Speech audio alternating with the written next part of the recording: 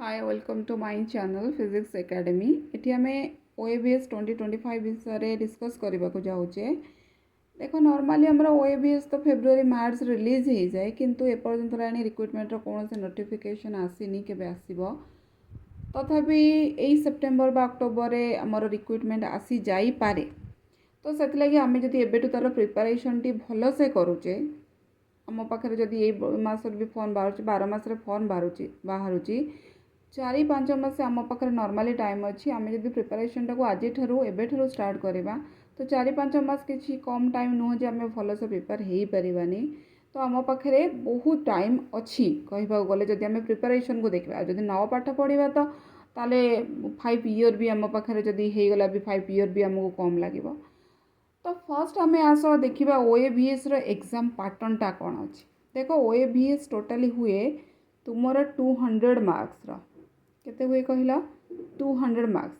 200 marks खाली physics पढ़े नहीं ताते बहुत गुड़े पार्ट अच्छी। तुमर इंग्लिश पढ़े 20 मार्क्स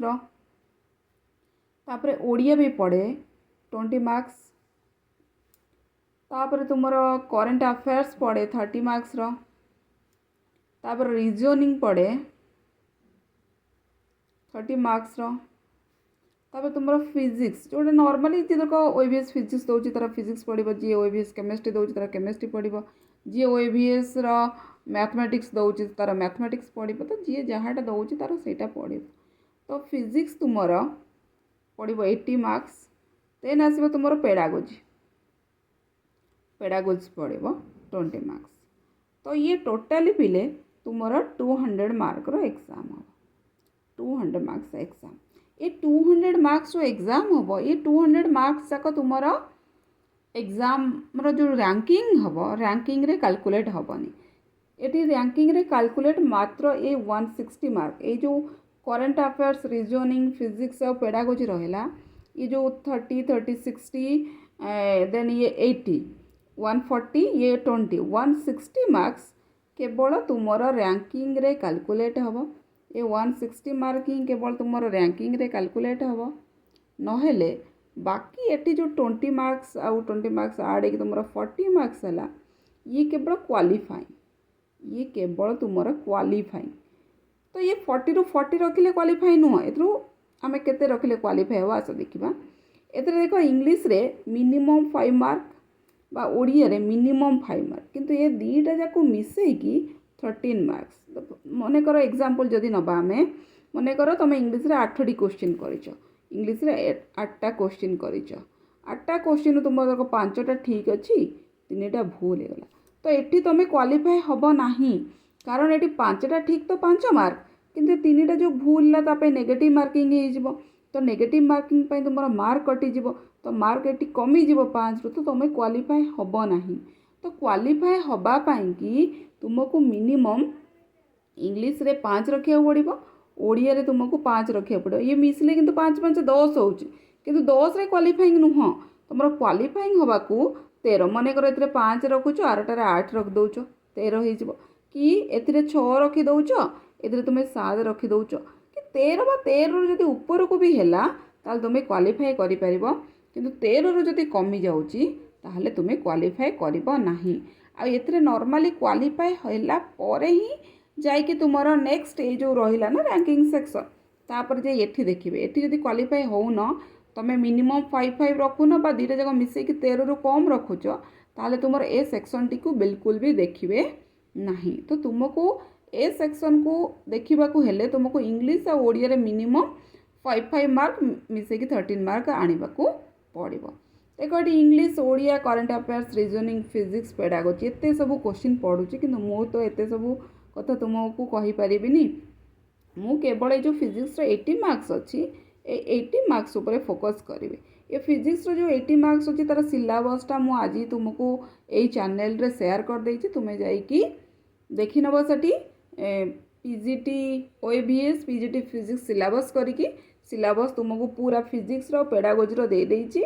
आ करेंट अफेयर्स तो नॉर्मल तुम 2 इयर्स रीजनिंग तुम आ इंग्लीश ओडिया जहाँ आम नॉर्मली स्कूलिंग रे पढ़ीचे स्कूल लेवल जो इंग्लीश ओडिया आम पढ़ीचे सेई लेवल रो इंग्लिश ओडिया आसीबो किछि कष्ट नाही। आ ये जो टोटली OABS 2024 जो क्वेश्चनटा रहिला ना तुमरो प्रीवियस ईयर क्वेश्चन जोटा तुमे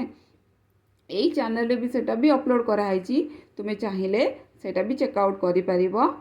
तो तुमको गोटे नॉर्मली आइडिया आसीजिवो जे एक्चुअली OABS एग्जामटा आमर केमिति होउची OABS एग्जाम रे क्वेश्चन पैटर्न केमिति होउची आ तुमको केते क्वेश्चन आसुची सेतरे आंसर भी लिखा आइची सेतु तुमे जानि परिबो जे आंसरटा कोन होउची आ तुमको केते आसुची सेतरु तुमे गोटे आकलन करि परिबो जे तुम प्रिपरेशनटा केते लेवल रे होबा दरकार बा तुमको केते पाठ आसुची आहरी तुमको केते परिश्रम करिया को पड़िबो तुमे से लेवल को अचीव करिबा पय। तो फर्स्ट जाइए तुम्हें कौन कर ना से जो OABS PGT रो क्वेश्चन टी दिखाई ताकू देखीदेव देखिले तुम गोटे माइंड रे गोटे तुम निजर गोटे स्ट्राटेजी आसीजिव जे तुम केमिति एग्जाम पाई प्रिपेयर हब तापर तुम्हें नेक्स्ट आसीबो एग्जाम रो सिलेबस पाखकू सिलेबस रे केते यूनिट अछि केमिति आमे ताकू कवर करबा 4 to 5 मंथ भितर प्रायतः मु कवर कर देबी कारण आम पाखरे 4 to 5 मंथ अछि 4 to 5 मंथ्स रे आमे नॉर्मली कवर अप करे देबा मु ट्राई करबी डेली गोटे वीडियो अपलोड करबा पई आ से वीडियो द्वारा तुमको गोटे दीटा जते मो द्वारा संभव हेई परिबो आ नॉर्मली हमरो अराउंड 15 यूनिट रहूची तुमरो हमरो 11th और 12th को नै के सिलेबस टी बनी छै ने माने फर्स्ट प्लस 2 फर्स्ट ईयर और प्लस 2 सेकंड ईयर दीटा जको फर्स्ट ईयर आउ सेकेंड ईयर को नहीं कि दीटा जाक नहीं कि आमर OABS PGT रो सिलेबस बनी तो दीटा जाक मिसई के अराउंड 15टा यूनिट रहूची तुमरा PGT फिजिक्स सिलेबस रे फिजिक्स अंडर रे 15 यूनिट्स तो मु ट्राई करी कि आमे नॉर्मली 4 to 5 मंथ भितर सबुतिक यूनिट रो सबुतिक जो रहिला तुमरा कांसेप्ट सबु क्लियर करिया पय मु बहुत छोट छोट माने ट्रिक कहबी जोटा कि तुम इजीली क्वेश्चन को तुम एक्सेस करि परिबो इजीली जमती विदिन 2 to 3 सेकंड भितर तुम आंसर देई परिबो सेही सारे शॉर्ट ट्रिक भी कहबी तुम नेक्स्ट वीडियो रे आसीबो निहाती आसिले आमे सबू चैप्टर को आस्ते आस्ते आमे पढ़िबा आ डेली पढ़ जदि तुम आज पढ़ुच 10 घंटा काली की मूलरू पढ़ुन तो सेमिति किछि हे परबे तुम डेली बेसिस रे कारण हमको ग्रो करिया पई डेली ग्रो करिया पड़े तुम दिने बहुत ग्रो करि गलो दिने एमती धीमे गलो तो सेतरे किछि भी फायदा हबन तुम जदि आज बहुत खाई देउछ काली पूरा उपास रहबो तुमको हेल्दी हे परिबो कि तो तुमको डेली खाइबा को पड़िबो डेली गोटे पर्टिकुलर अमाउंट रो खाद्य खाइया को पड़िबो ताहाले तुमे हेल्दी हबो पाठ पढ़ा भी सेमती तुमको पर्टिकुलरली गोटे टाइम रखिया को पड़िबो से पर्टिकुलर टाइम रे मने को तुम इंग्लिश केते टाइम पढुछ ओडिया केते टाइम पढुछ रीजनिंग केते टाइम पढुछ करंट अफेयर्स फिजिक्स पेडागोजी समस्त को जेजा जेजा हिसाब रे समस्त को गोटे टाइम बांटी दबो सेही टाइम रे तुम प्रत्येक जिनस को जदि पढ़िबो और डेली मैनर रे पढ़िबो मु तुमको कहूची निहाती 4 to 5 मंथ रे तुम सबू अचीव करि परबो नॉर्मली तुमरो कट ऑफ 105 भितर रहउची तो तुम टारगेट जदि 130 रखुछ टारगेट 130 रखिबो तले 110 to 120 तुम तो इजीली अचीव करि परिबो ना ताहले तुमरो गोटे भलो प्रिपरेशन हबो आराम से